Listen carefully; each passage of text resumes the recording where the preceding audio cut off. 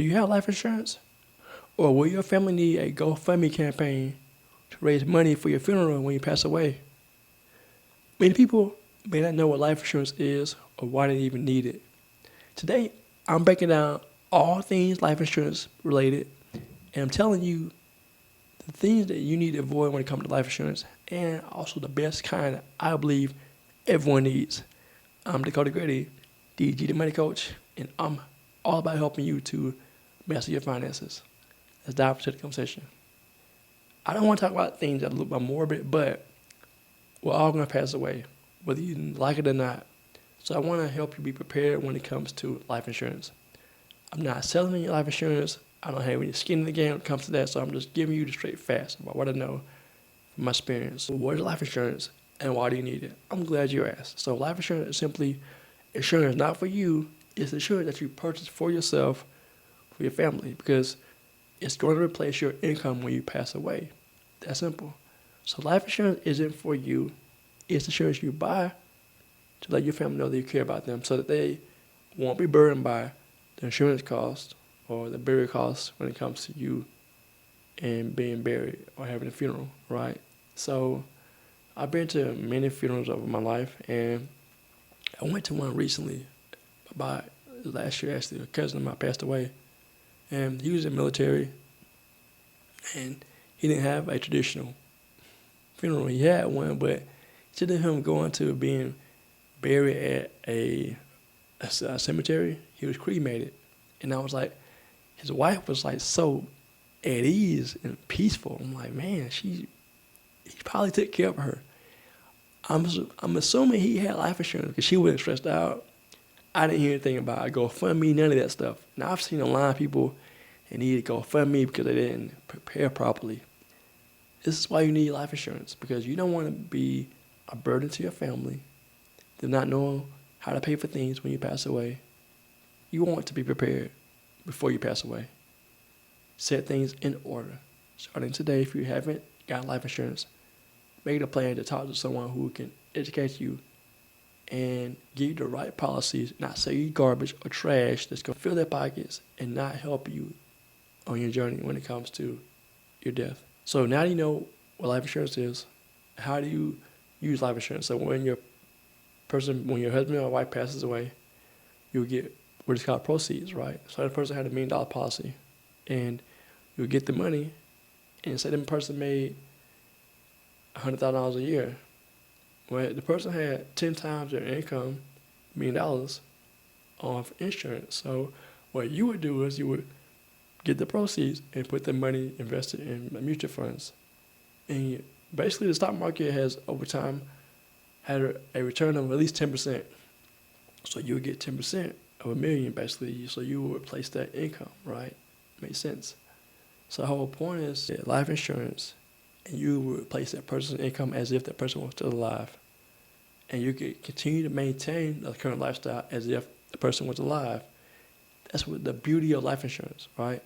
Now, what type of life insurance should you avoid?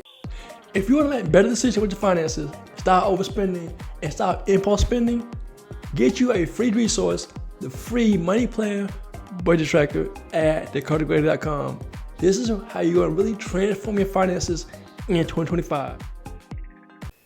You have different types of life insurance. I'm going to start with the ones I don't recommend getting. Whole life insurance. And whole life is basically you have insurance for your whole life.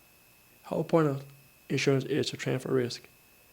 Life insurance, if you handle money properly and you have life insurance, you want to be able to build enough wealth so you can self-insure. Otherwise, you won't need life insurance. You have money, assets that you can take care of things if things happen, right? If you had to bury someone, right? You had enough, say your child or your spouse, and you didn't have life insurance, but you had enough money, enough wealth, you wouldn't need life insurance. You have the money to continue to live, right? The assets will produce income so that you won't have to rely on insurance to basically get the proceeds and reinvest that money. You have money coming in and to worry about insurance policies, but until that time comes, you use life insurance, and if needed, get the proceeds, invest it, and then live on basically 10% of your income. as if the person's still alive. Now, whole life is expensive. For what reasons? Well, you get a part when you pay the premium for life insurance. Part of the premium goes to the coverage. Part of it goes to commission for the agent. So the agent gets a higher commission for selling life insurance compared to other type of insurance. And the other part goes to what is called cash value. So basically, the cash value is like a savings account within a whole life policy. Now you have whole life, universal life, you have variable life insurance, and you also have like what's called index universal life insurance, IUL. All of them are garbage because they're all variations of whole life insurance. And whole life is attempting to be insurance and investing per se, because it's trying to create a savings vehicle, the cash value, right? And if you have like variable life insurance, it invests that money, a part of it goes to stock market. It's trying to grow your cash value. But the whole point is it's more expensive. You're going to have the agent get more money, so they're going to push for whole life compared to the other insurance I'm going to recommend for you. And also a part of that money goes to the cash value. So you got this high insurance premium every month, and it's not benefiting you. Now, over time, you can say, all right, I'm getting insurance, but who's going to benefit more? The company. Here's why.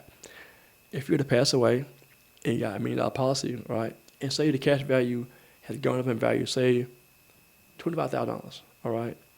So you would think that your beneficiary would get the $25K and $1 million of proceeds, right? And wrong answer.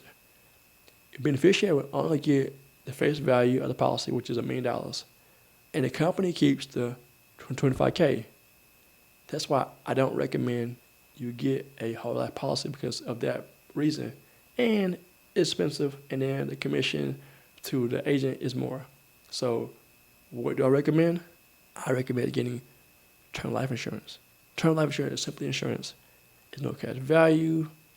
And if that incident happens, you pass away, you get the face value. If you put $1 million policy in place for you and your family, you pass away, your family, your beneficiary, gets the $1 million. That's simple.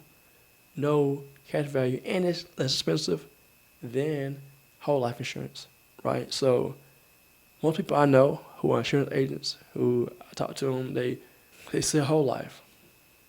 And I'm like, why? I know why, because you get more of a commission. But the whole point is find someone who's going to offer you, first, to educate you on the process, and then give you options that include term life insurance. Now, if all they sell is whole life, run away from the person. But find someone who have your best interest at heart, educate you and empower you on getting the right type of insurance. Hopefully it's going to be term and not whole life, universal life, IULs, none of that garbage.